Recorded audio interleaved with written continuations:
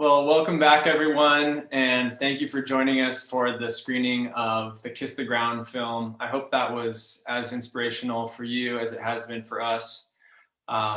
This term regenerative farming is something that we're finding more and more commonly in our work, and we hope that it's a word that sticks with you this year and into the future as you continue to make purchases out in the world, whether they be foods or otherwise things that you're buying that we're consuming. We want to be giving back to the earth as we sustain ourselves and our families.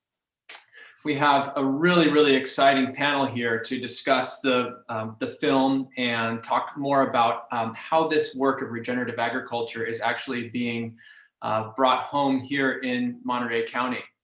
And once we get our slideshow back up, I'm going to do a brief dedication to a pioneer in local farming. And here comes the presentation. Thank you, Marissa.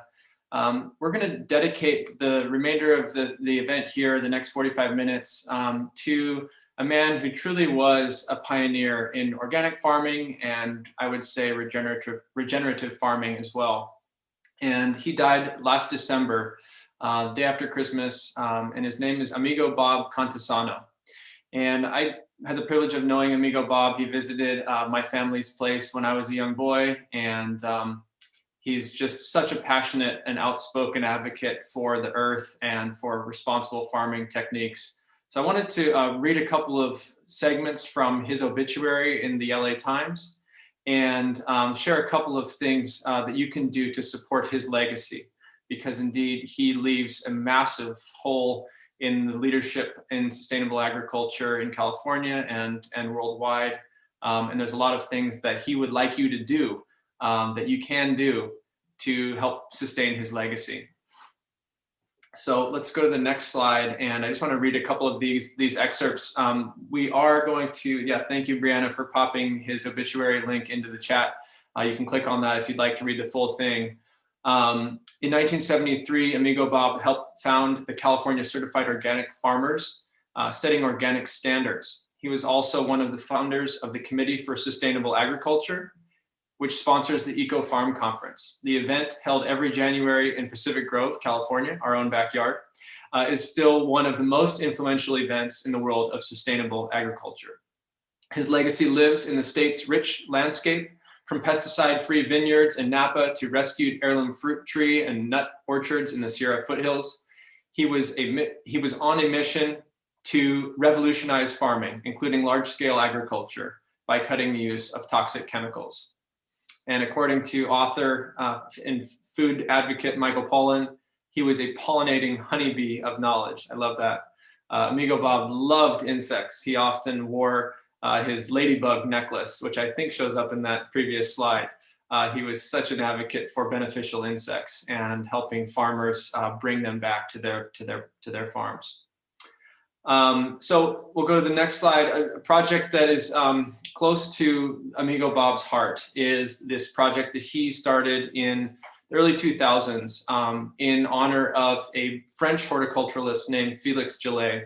And Brianna just put the link in the chat if you'd like to check out their nursery. I believe their sales are closed for the year. Most of their fruit trees that they sell are indeed bare root deciduous trees. So you would buy those perhaps most easily in the wintertime. But the Felix Institute is a nonprofit founded in 2003 by Amigo Bob to identify, preserve, and propagate the best of the varieties still thriving in the mining camps, farms, homesteads, and towns of the Sierra and elsewhere.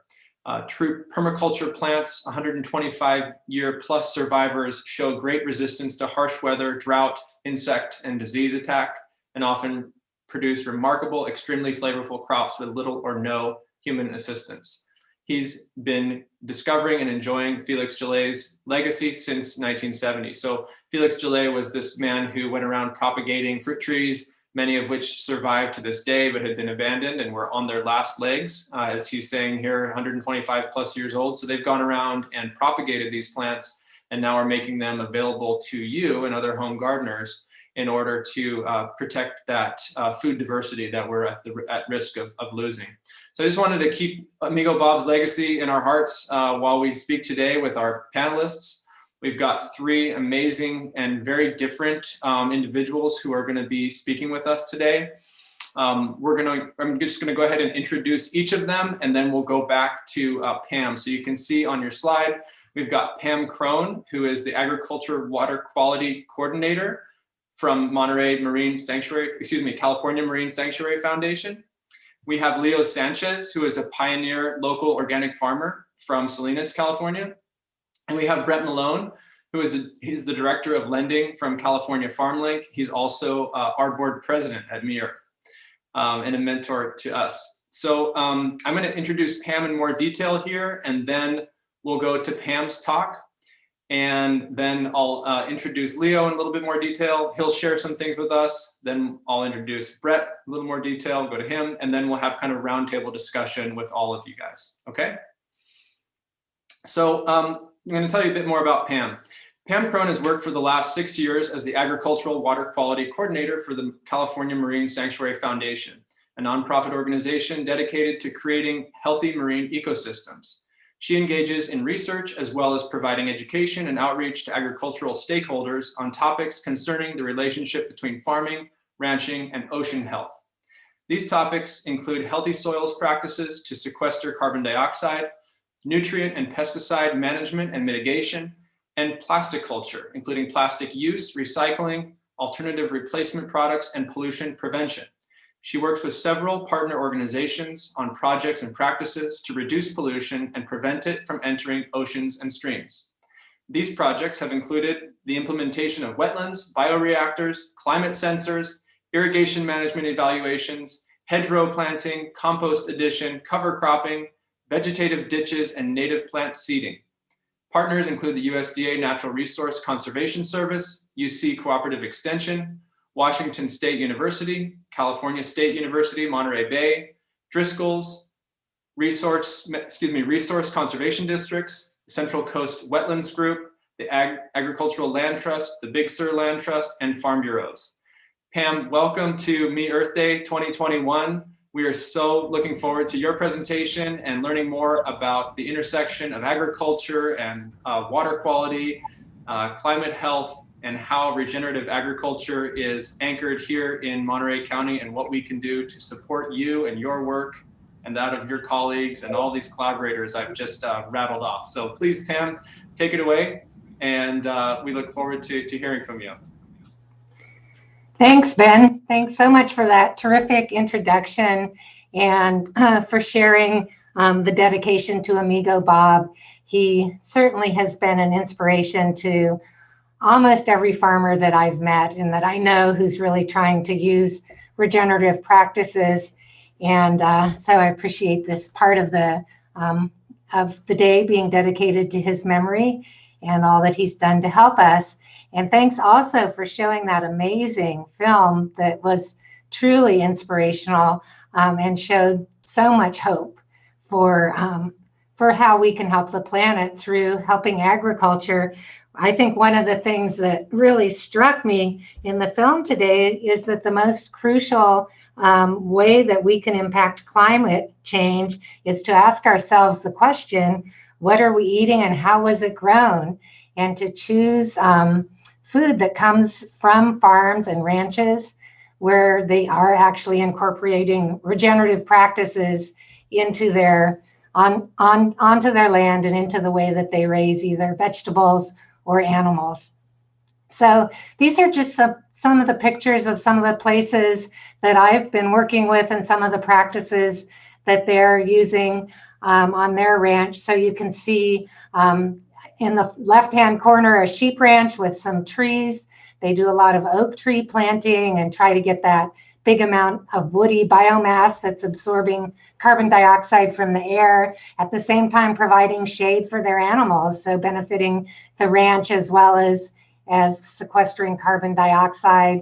They also planted these massive hedgerows. They have hundreds and hundreds of feet of hedgerows between all the different pastures where they house pollinators that are pollinating not only the plants in the hedgerows, but also the plants that are eaten by the sheep and the goat and the chickens that they have on that ranch, and also provide habitat for birds and are extremely beautiful with flowers year round. And then over on the right, we've got Javier Zamora. He went through the ALBA program, which Brett's going to talk about a little bit later. He's a wonderful farmer. He adds compost to his fields. He does cover cropping. He has you-pick days so that you can go out, pick strawberries, pick raspberries, and actually see what it's like on his farm. So maybe look him up on the internet, JSM Organics, and go to one of his you-pick days this year if you get a chance. Go on to the next slide.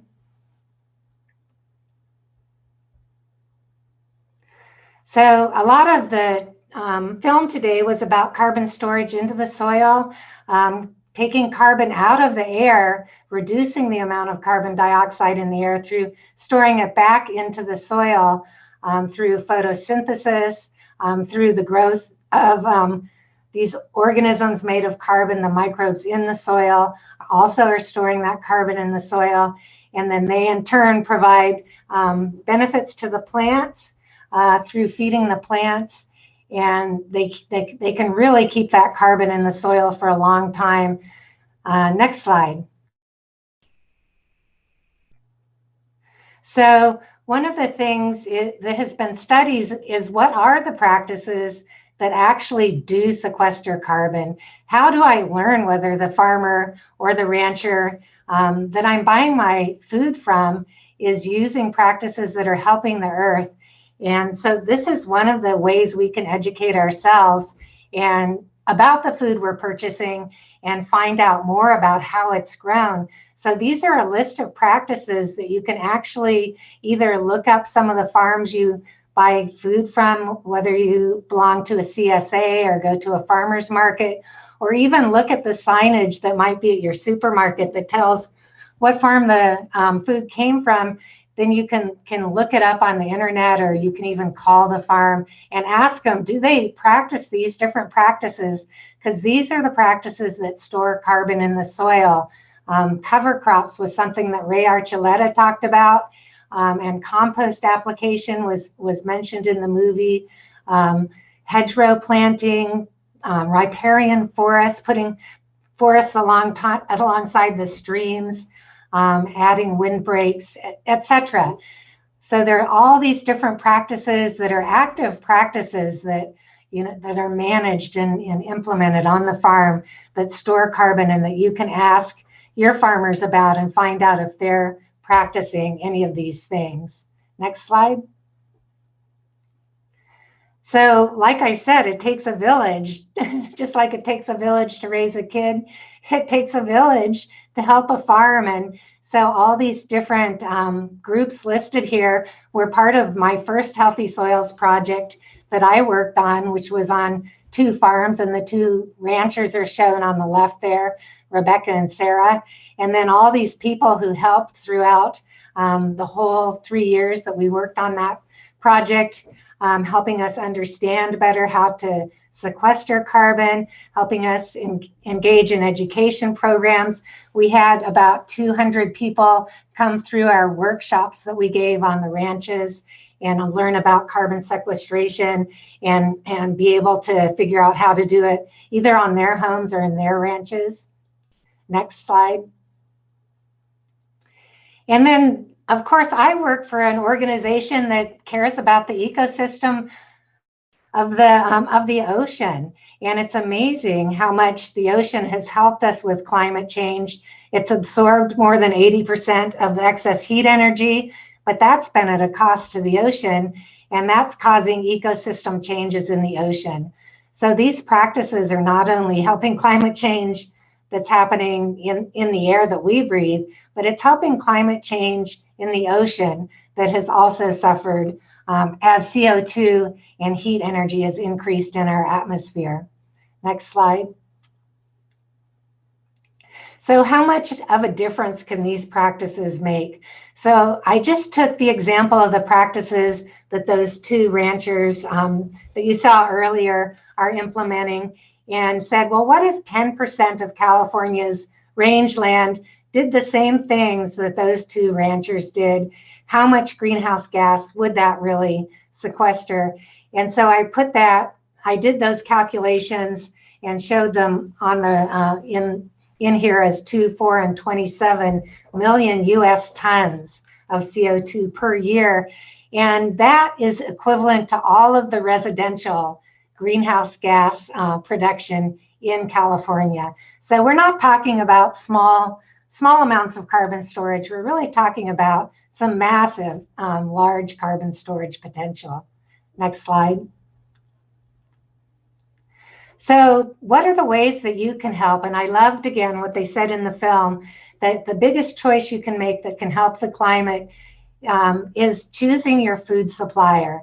So know your farmer, know what practices they use, either by joining a CSA, shopping at a farmer's market and asking, looking at that sign at the grocery store, figuring out where it came from and looking up how they grow their food.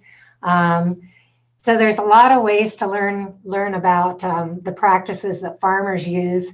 And you can use these practices at your home too. Keep your ground covered. Like Archuleta was talking about, bare ground really is the way that CO2 escapes from the ground and goes up into the atmosphere. That's true on farms, but it's also true at home. So don't, let the leaves fall on your ground, and you can leave those leaves on the ground and let them find their way into the soil. You don't have to rake all the leaves up and throw them out, but you can let them integrate back into the soil. You can plant trees and shrubs. You can create a garden. You could even, if you have a space that allows it, integrate chickens or goats or some small animals onto your own home. And then you can learn about the specific places that you're buying your food from. Monkey Flower Ranch was one of the ranches that I work. They produce garden variety cheese. They sell at the Monterey Farmers Market when it opens up again. And here are some of the things they've done to help with regenerative agriculture. Next slide. Okay, that's it for me. Thank you so much. I really appreciate your paying attention and wanting to learn about these things. It's great to have you all interested. Thank you, Pam. Thank you so much for your presentation, and I love how much you brought it home for what we can do. And you mentioned growing a garden or leaving space, having spaces be covered, avoiding bare soil. You mentioned small backyard animal husbandry. My wife and I used to live in an apartment, and we had a rabbit, and he was actually house trained, and he ate a lot of our vegetable scraps, and then we donated his waste to local school gardens. So even if you don't think that you have space, you actually can help with regenerative agriculture in a meaningful, small way at the household level. Anyway, just wanted to mention that. So further anchoring the film in what's happening locally in regenerative agriculture, we wanted to bring in Leo Sanchez, who is a pioneer in local regenerative ag. And I put together a couple words about Leo. He's a Monterey County native and pioneer in the local regenerative agriculture movement. He co-founded Lazy Millennial Farms and has been featured in numerous publications, from Edible Monterey Bay to Popular Science. His work includes breakthroughs in so-called veganic agriculture and innovative methods for reducing the carbon footprint of our food production systems while growing nutrient-dense and delicious fruits and vegetables. So Leo, welcome. I think we can get your video going here, and I'd love for you to just share a little bit about yourself and your background in organic and regenerative ag and some of the things you think those of us who are watching who might not know as much about actually growing food might want to learn from someone like you. So welcome, Leo. Thanks for joining us. Yeah, thanks, Ben. Thanks to the MEarth staff for making this happen. And I appreciate you calling me in. Yeah, so my name is Leo Sanchez. I've grown in Monterey County all my life. A little bit about my background. I started gardening when I was 20, and about like 3 years after that, my grandpa came from Mexico for a summer and started a little garden in my backyard. And during that time, I sustained an injury, and I was kind of just hanging out around the house. And so I decided to help him out. I grew some tomatoes with him, and as soon as we started like producing some tomatoes, that just started something within me that I wanted to pursue. I went to the local community college here in Salinas, Hartnell College. I took agriculture classes with a teacher called Dr. Steven Triano. He's an amazing teacher. He really inspired me and gave me a lot of advice, and he still gives me advice to this day in ag. So I did that, and I ended up going to ALBA, Agriculture Land-Based Association, that I think Brett's going to talk about, and Pam also mentioned. I went there, I went through the program, and I was mounted about an acre of land there, which kind of kickstarted my farming entrepreneurship. I met some great people there, and then I ended up taking over Lazy Millennial Farms, and I ran that for a little while. To backtrack a little bit, prior to that, while I was going to school, I worked on many local farms. One that many may know of is Phil Foster's Pinnacle Farms. There was a lot that I learned in that farm, and from there I used a lot of the techniques that he had onto my farm, which was Lazy Millennial Farms.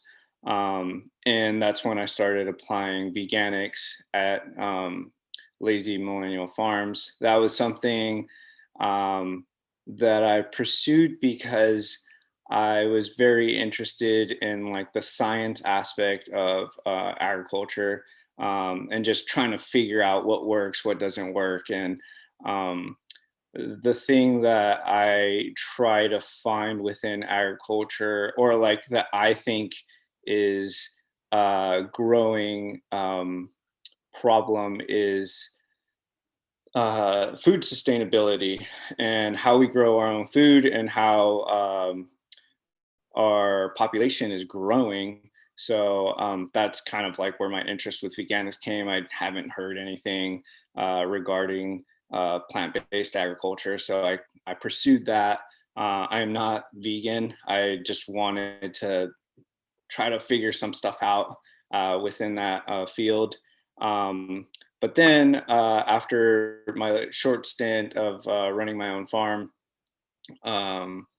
I ended up losing my farm due to some like issues that were happening in Alba. And then I tried to find some farmland, and that was very, very difficult to find local farmland. So after that, I worked at Whole Foods in the produce section. So I got to have like a little understanding of like how produce is delivered to grocery stores, and seeing like how, you know, grocery stores prep their food for the public. So that was like pretty interesting. I've never really worked in that type of setting. I was always working on the other side of agriculture, which is like the growing side. And after Whole Foods, I landed which is my current job, at a very nice private farm, where I'm actually doing a lot of regenerative agriculture there. And what I'm doing there is pretty much a lot of what Pam highlighted. We're doing no tillage system. We're adding compost. I just started a bioreactor last year. We have worm bins. We're consistently having cover crops on our fields. We're implementing biochar. We have a very diverse field. We're doing cut flowers with vegetable production in a very systematic way. We're turning over beds quickly without allowing beds to like really sit in a fallow way. They're semi-permanent beds, and the only reason why I say that they're semi-permanent is because we're still like figuring how we're gonna lay out most of these beds. But yeah, sorry, I like kind of went off on a little rant there, but that's yeah, great, Leo. That's yeah. a great start. Yeah, thank you.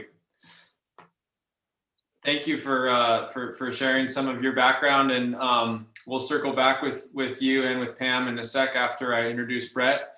We've got a few more specific questions for each of you all based on your industry expertise.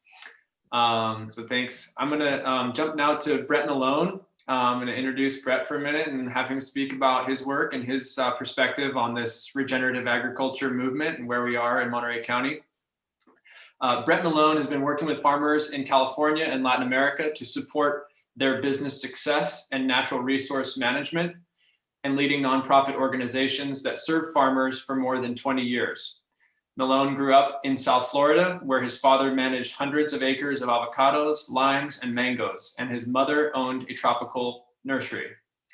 The beauty and abundance, as well as the dark underbelly of agriculture that he experienced, had a major impact on his career path. After obtaining his undergraduate degree and working for a few years, Brett obtained an MA in International Environmental Policy at the Middlebury Institute, focusing on integrated coastal zone management, watershed management, and sustainable agriculture. He has extensive nonprofit management experience and has served as executive director of Friends of Marviva Foundation and as the director of ALBA, Agriculture and Land-Based Training Association in Salinas. Today he serves as the director of lending with California FarmLink, a community development organization that facilitates access to land for farmers and access to capital for diverse ag, food, and natural resource-based businesses. Brett is also the MEarth board vice president. So Brett, welcome. Thank you for being here. Thank you for joining our panel. And please feel free to share anything that you'd like the audience to know about you and your background in this field before we get to our questions for the panel. Great, thanks Ben for the introduction, and hello everyone. It's great to be on this panel with Pam and Leo, folks I have a lot of respect for, and as you heard, are doing some really interesting work. And yeah, I can tell you a little bit about my background and my interest in regenerative agriculture. As Ben mentioned in my bio, I grew up in South Florida, and a lot of tropical agriculture there, very intensive agriculture, in some ways very similar to what you see in the Salinas Valley in terms of year-round growing. And a lot of the food that is produced there is distributed around the country. And well, I saw people that were poisoned with pesticides. My father was poisoned with pesticides. Our well water was contaminated, with fertilizers and pesticides. And so that really contradiction of the abundance and all the negative aspects of agriculture really impacted me. I pursued a more of a liberal arts path in my education, but it didn't take me long to get back to really wanting to work with farmers. And I spent a couple of years working on a farm in Chile before coming back to this area, and had the great fortune to work at Alba, where Leo mentioned he started farming, and connecting the experience of farmers at Alba with some of the stuff that Liz and Josefina talked about earlier in the day, in terms of thinking about who farmers are and who's doing the work on these farms. Farmers at Alba, many of them are farm workers, and now in the process of starting their own farms. And some of the challenges that we see in the work that we do at FarmLink, where we focus on investing in the prosperity of farmers and ranchers in California, is that land tenure is a really challenging issue. And as Leo mentioned, that can be make or break issue if you want to be farming.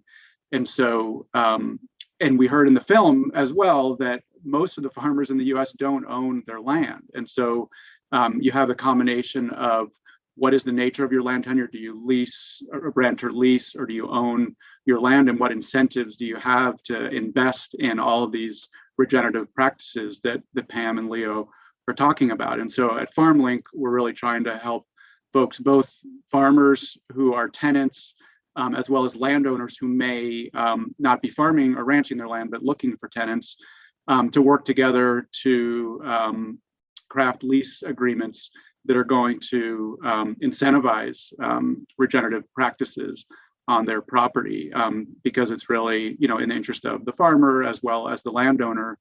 But there are obstacles to that, and one of the big obstacles is the industrial nature of our agriculture system, and what's expected from farmers to produce on the land so that they can be profitable.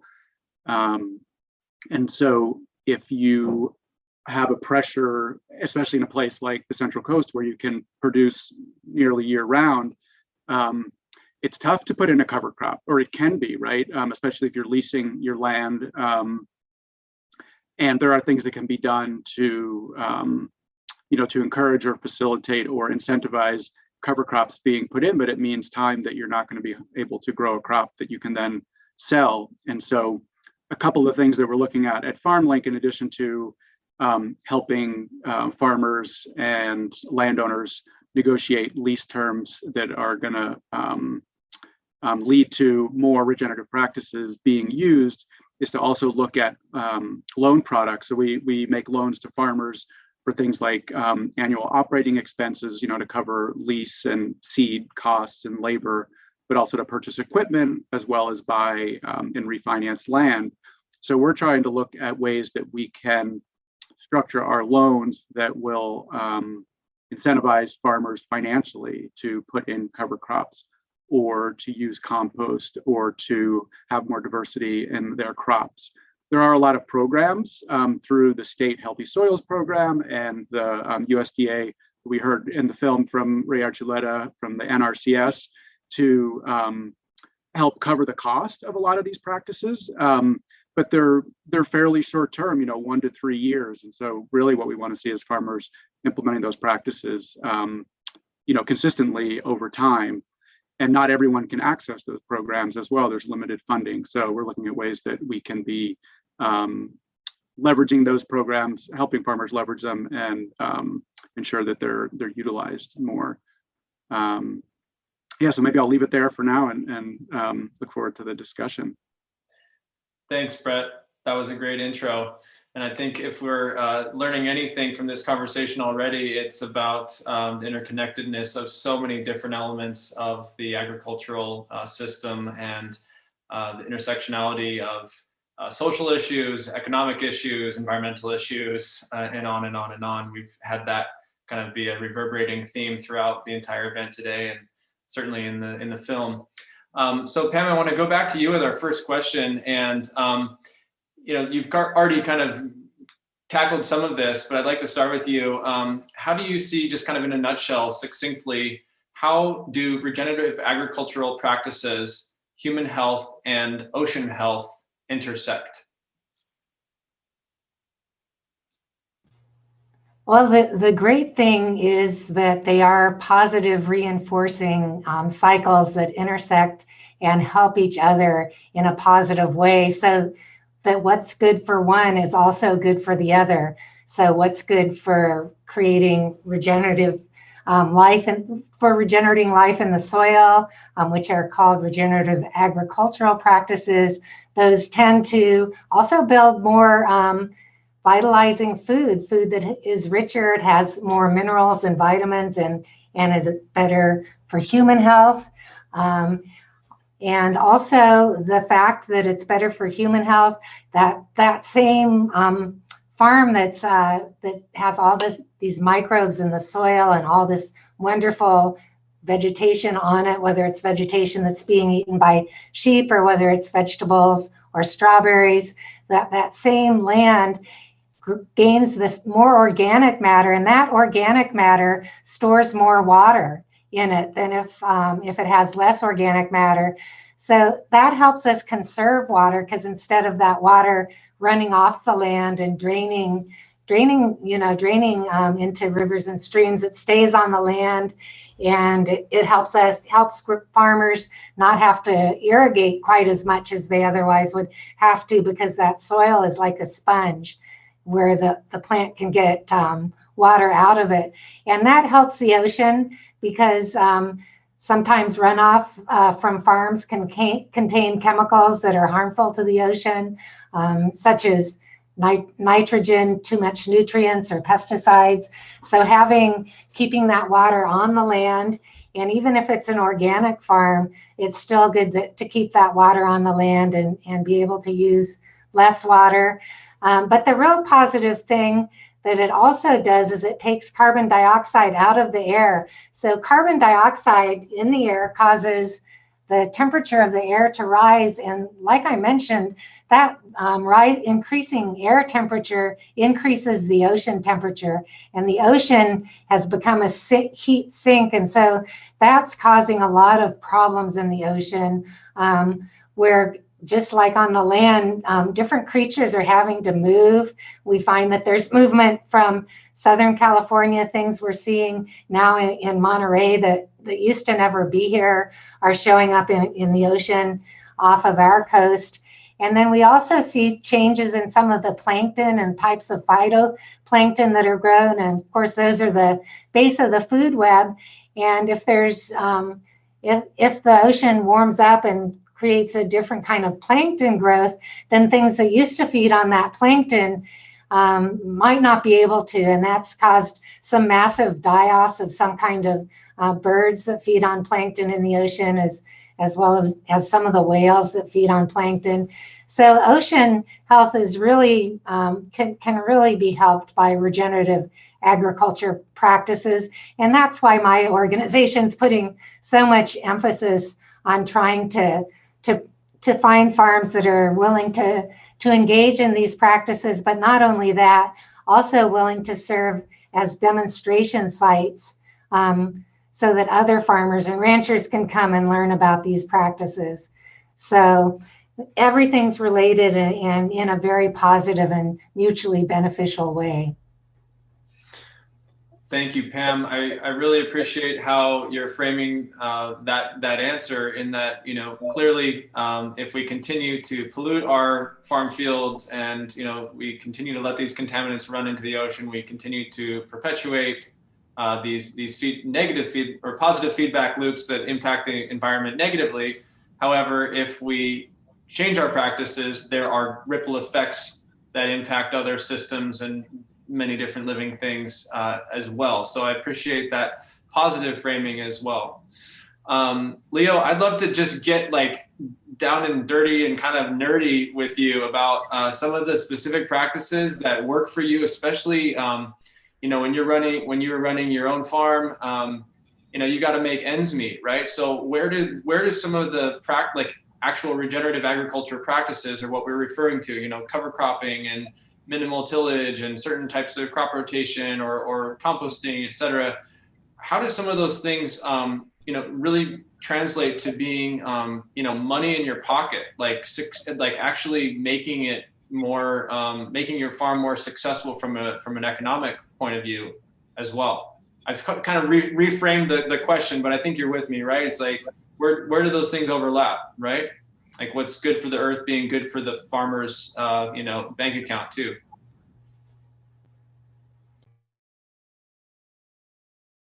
I think you're muted. There you go. Yeah, sorry about that.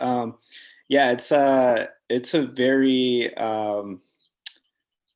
it's very difficult to balance the two.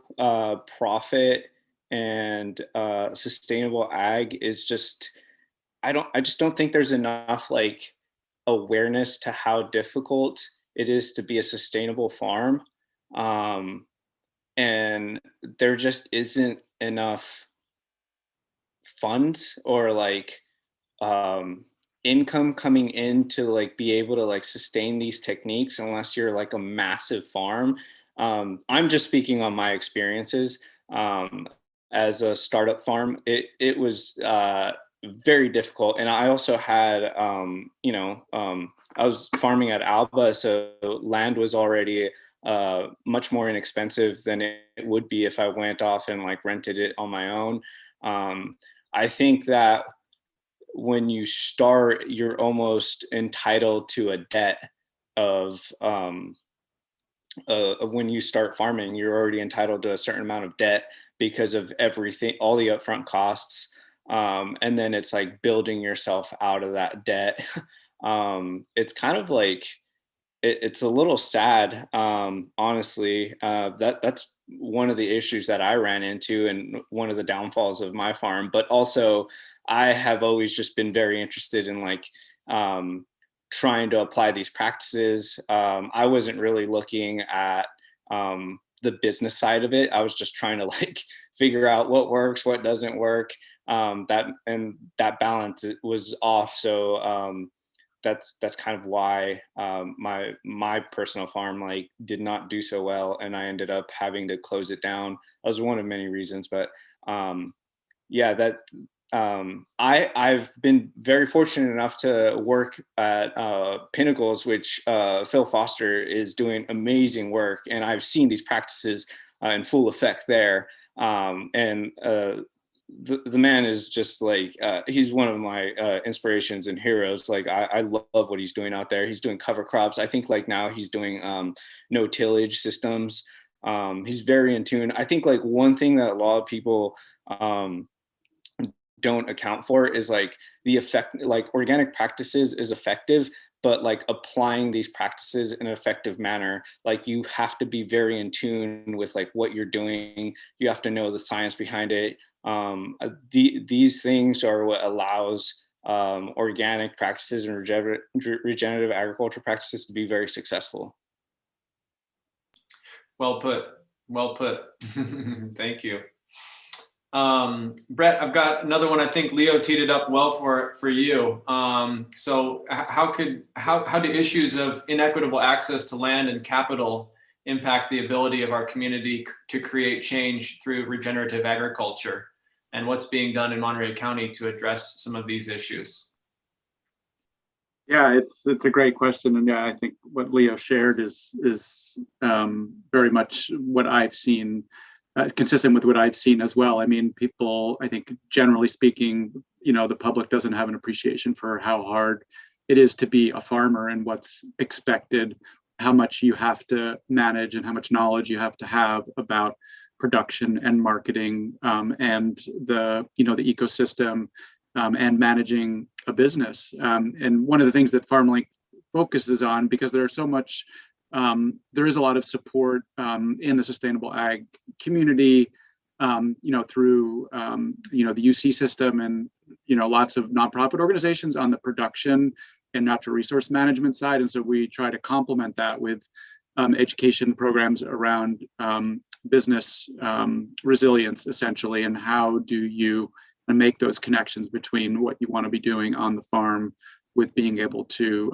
make a living. And so the land tenure issue and the pressure to produce that I mentioned earlier are big obstacles to really being able to have the time and the resources to do what Leo was talking about, to know what's going to work on the land. And when you have to be moving every year or two or not know if you're going to be able to stay there, it's a disincentive to doing that experimentation and then ultimately investing in the soil there. And so, I think one of the innovative things that I've seen, in addition to what I've already mentioned that FarmLink is working on, is the resource conservation districts, which there's one pretty much in every county in California and across the country, that do great work. And the ones in Monterey County and Santa Cruz County are amazing. We have done some work with the Santa Cruz RCD, where they're trying to help farmers really dial in how much nutrients or fertilizer they're applying and water, so that the plant is getting exactly what it needs, and coupling technical assistance and some pretty low tech tools around monitoring moisture and doing analysis of the plant with a software called Crop Manage, which the UC system created, so that farmers can use that information to improve the way they're managing their crops. And we offered a loan product that basically lowered the cost of borrowing if you were participating in that program. And so we're trying to build on that to see if there are other ways to incentivize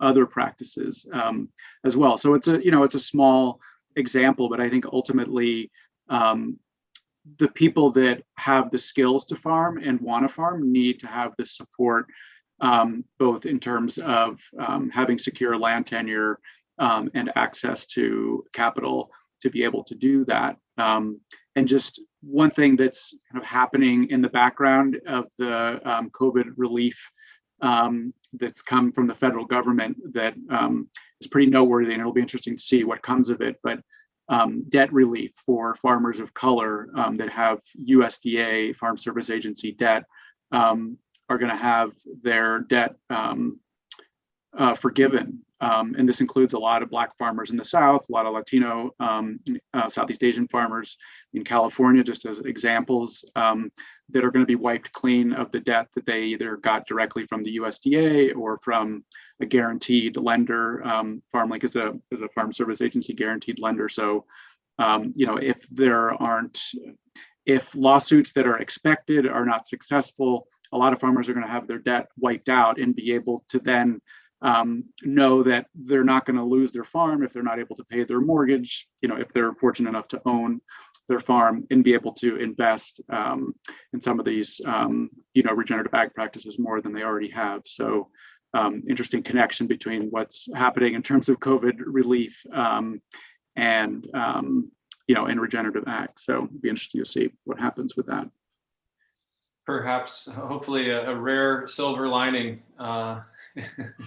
Exactly.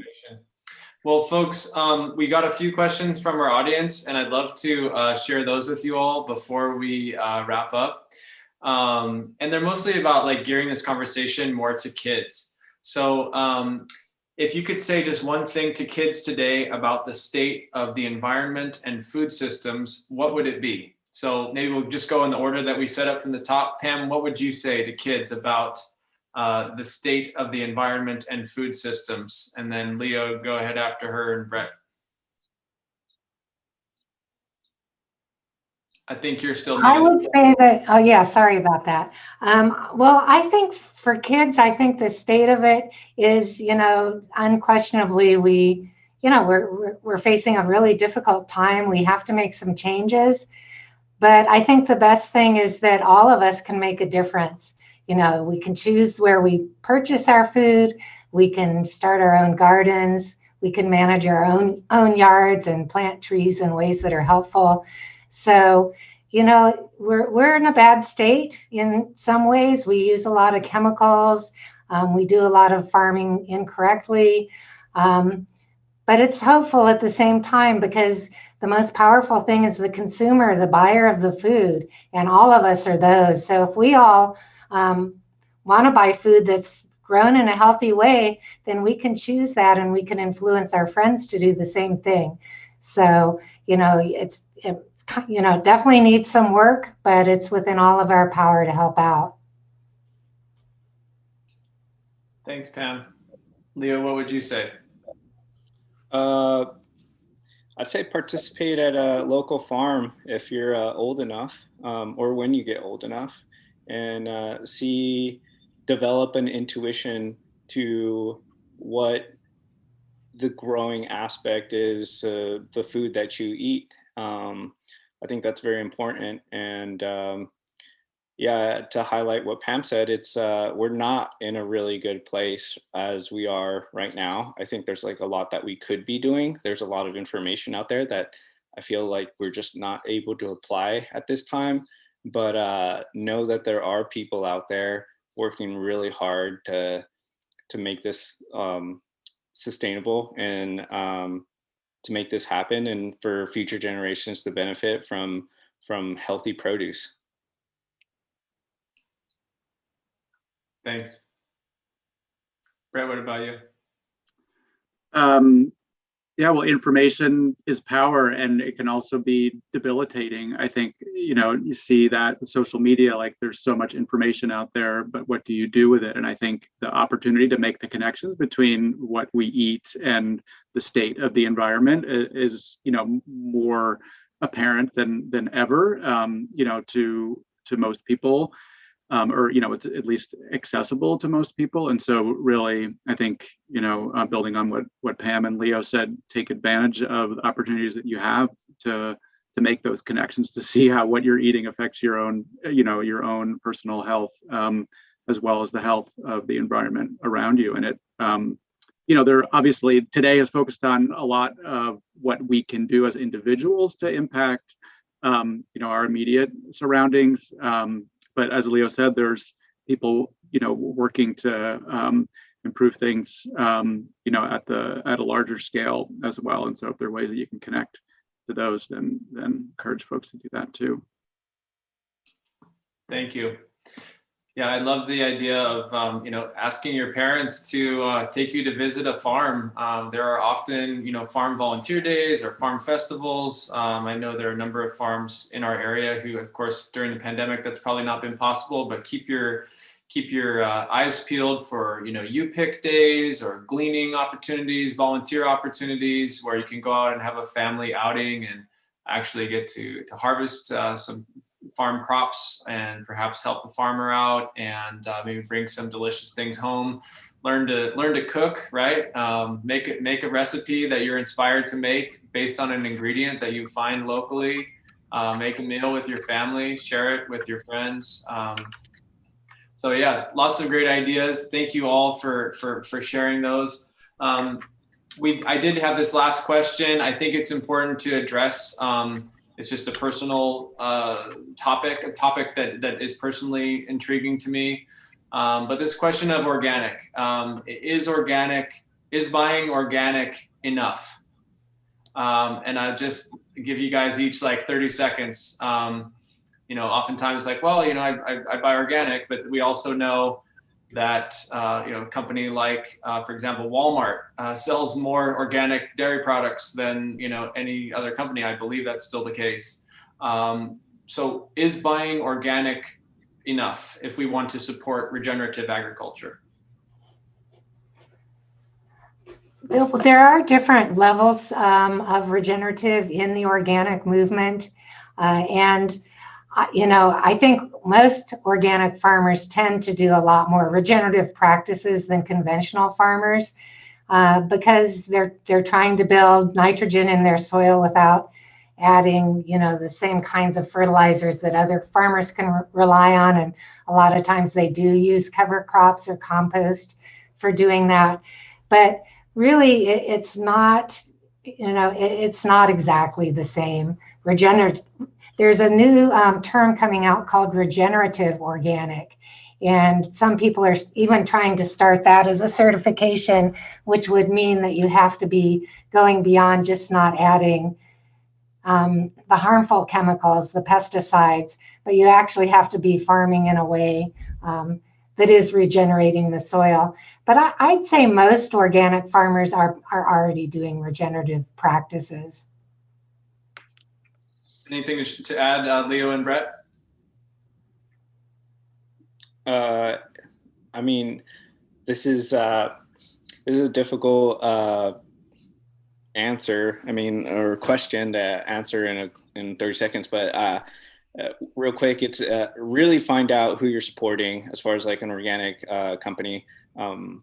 Organics now is more of it's a label that a lot of people have like gotten into because it's a higher profit margin. So just really try to support local farms, local farmers, especially startup farms. That really helps them out a lot. They can end up developing a very great farm that will, have great sustainable practices and benefit everyone. Thank you, Brett.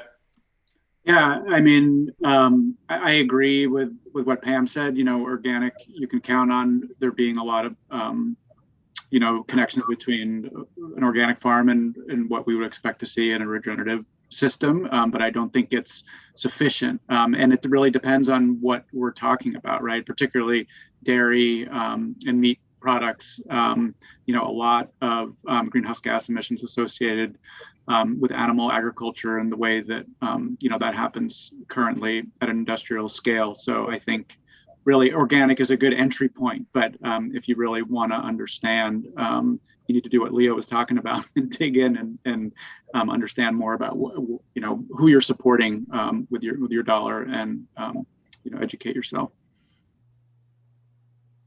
Thank you all. Yeah, obviously it was a bit of a charged question. I do have a tendency to give that question to folks here at MEarth, but I've often said I'd prefer a handshake and a look in the eye than a stamp, than a USDA label, or perhaps, as Leo put, maybe a visit to the farm. You actually see what they're doing, so you know what you're putting in your mouth and feeding to your children. But an important thing to keep in mind, I think, to Leo's point about supporting startup farms and young farmers and people of color who are farming, is that, you know, there's an access issue to the labeling certification, and so there's cost prohibition there that keeps a lot of people out of the marketplace. So let's be mindful as consumers about some of those impediments to certification that do exist, even as you know, a new regenerative organic label does evolve. Let's ask some of those critical questions so that we can make sure we really are getting that food that we want for our families, but also supporting the people who are really doing it in a good way. With that, I want to let you guys go because I've kept you much longer than we anticipated, but it was a riveting discussion. And so Leo and Pam and Brett, hopefully Brett, you'll stick with us for a few more minutes, but Leo and Pam, I just want to thank you. A virtual round of applause for everyone. That was a great conversation. I hope the folks who are watching the live stream or watching a recording, check out the links that we shared, and certainly follow Pam and Leo and Brett's important work in our county. So thank you all for joining us today and for the talk back discussion post film.